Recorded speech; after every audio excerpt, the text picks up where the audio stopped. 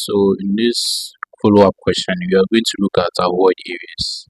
So we are going to use a part from the previous question, and then we are going to use a sketch called clamps to create an avoid area to the stock height. Alright, so let's do that. So I'll come back to here. So this is the clamps sketch. Go back here, add new avoid area. So we have, you click here, multiple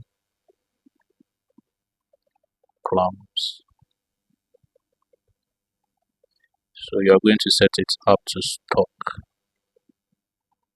Okay, alright. So generate toolpath. Okay, so it has been generated, two parts have been generated. So let's look at the estimated time in minutes. So optimize. So you can see this is its estimated time in minutes. Alright,